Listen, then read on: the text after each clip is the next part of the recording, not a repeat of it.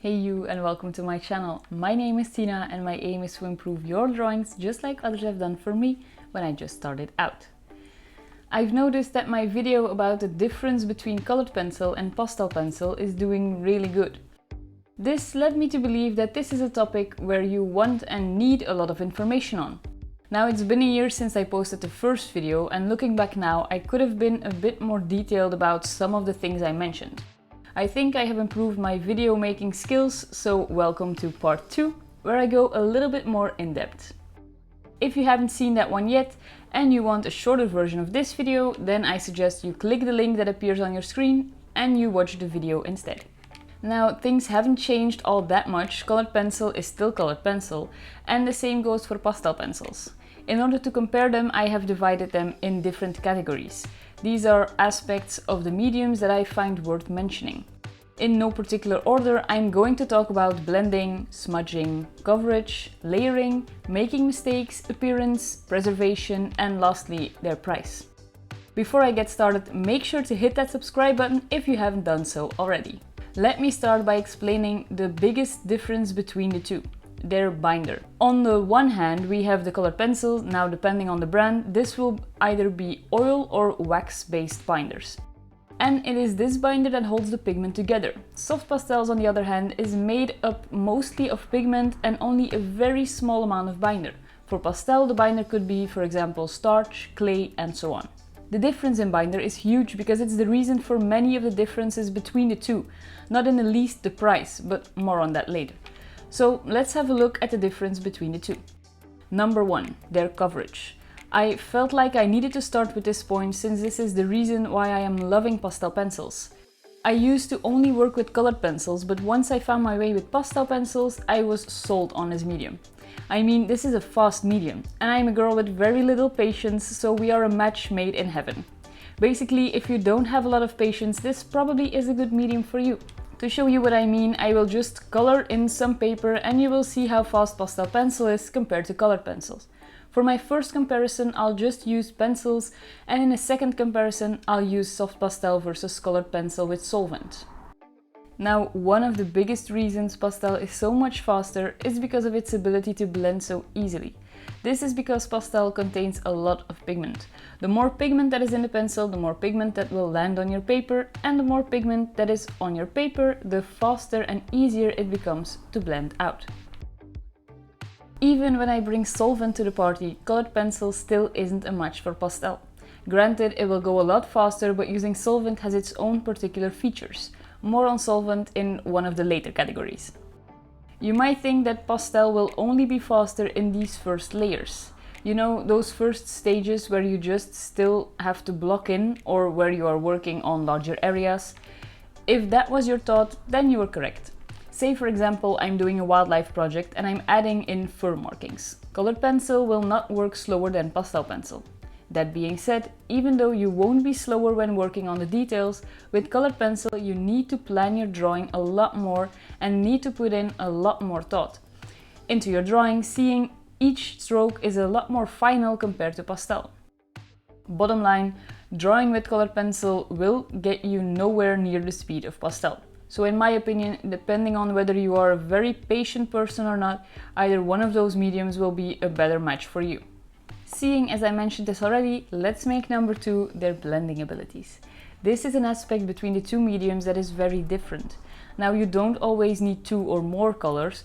It could just be that you want to blend one color to fill up the tooth of the paper to get a beautiful solid color. Let me show you how this would look. As you can see, the pastel pencils put on so much pigment, I hardly need to blend this out. Although blending it out has another benefit, mainly that you push the pastel into the tooth of the paper, making it easier to add more layers. Whereas for the colored pencils, I need to keep adding layers. Most of the time it's best to do this in a crisscross pattern or small ovals, as you will fill up all of the small holes that are in the paper. Another thing you could do is use solvent. Now, this is my preferred way since it speeds up the process a lot. So let me show you the exact same process but with the solvent. Now keep in mind that when you use solvent, you will still need around 2 to 3 layers on the paper. Otherwise, there isn't enough pigment on the paper that the solvent can dissolve and spread around. Now, this is a difference when you are using just one color. But what about when you want to blend 2 or 3 colors together? Again, let's start with pastel first. And for this, I will make a small gradient using 3 colors. All I need to do is apply a small amount of pastel pencil on there, and then I can just blend this out. You could do this with your finger or a tool, but there really isn't much hassle to it. Since pastel is packed with so much pigment, the pigment on your paper will very easily blend together. Now, what if I try to do the same thing with colored pencil? I can just use the layering technique where I will add some of the colors on top of each other. You need to do this in order to get more pigment on your paper, and then you can blend this out. Paper stump will do just fine. You could also use a colorless blender. This will make it a little bit easier, and this works, but it takes time, and as you can see, the transitions are not as smooth as with pastel. Let me show you how the same works but with solvent. Now this goes much faster and the transitions are also smoother. This is why I prefer to work with solvent. It might not get me there as fast as pastel, but it's something. Now, 2 side notes on solvent that I want to mention. Number 1, this is a liquid and thus will require you to let it dry. Now this doesn't bother me, I just move on to the next part and come back later when it had dried. But it is worth mentioning. And the second remark is about how it looks. When you work with solvent, your drawing will always look a bit softer. Now this is personal whether you like this or not. In summary, pastels will smudge into each other, whereas colored pencils do not smudge together. Instead, they have to be carefully blended, which can take a lot of time because you have to use many more layers. If you use solvent to blend your colors together, you could work around this, but pastel is definitely the winner when it comes to blending. Now that I've talked about blending, it's only natural to talk about smudging.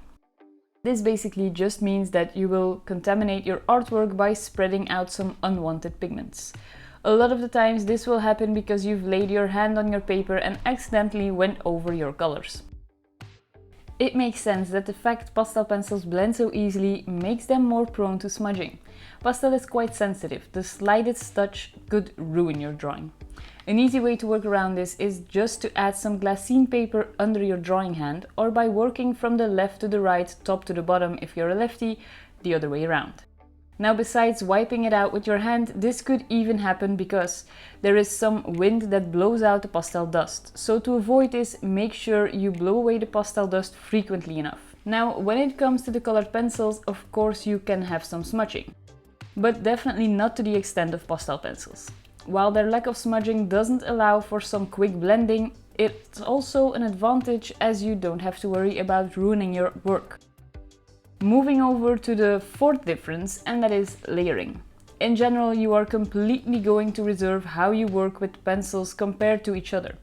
Since colored pencils is such a final medium, you need to be very careful with your colors.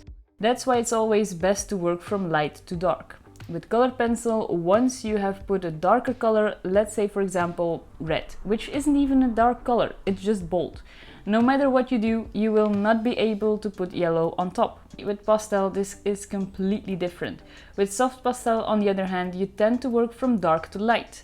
You can, of course, switch this around if you like, but take a tiger for example. The undercoat of the tiger is dark in comparison to the red fur that goes on top of it. So by building your fur here from dark to light, you will work much easier. Pastel is also more of an opaque medium. Let me first explain opaque in regards to colors. This means not being able to see through, or in other words, solid colors. Now, I said that this is more of an opaque medium. What I mean by this is that you have more control over the amount of visibility of the layer underneath. Kind of like you can adjust the opacity of a layer in a digital drawing. You can adjust this by adding more or less pigment to your paper. Colored pencils, on the other hand, is partially transparent. This means that in colored pencil, every layer will affect each subsequent layer, where the lower layers show through the upper layer. There is actually a technique called for this, and that is glazing.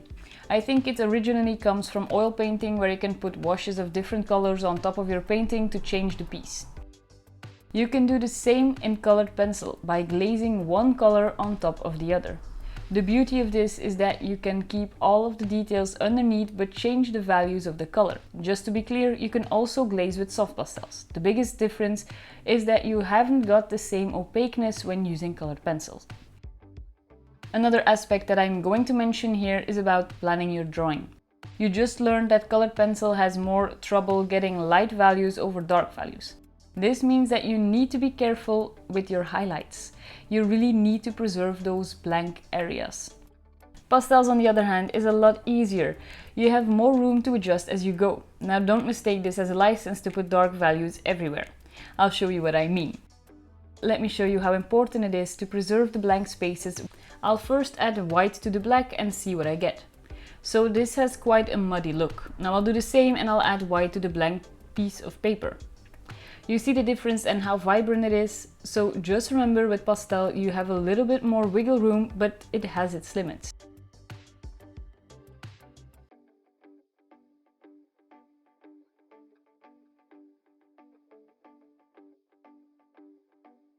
I hope you liked this video. If you did, please give it a thumbs up and hit that subscribe button. I really appreciate your support as this helps to grow my channel and reach other people just like yourself. Hope to see you again next Friday, and in the meantime, have a great week.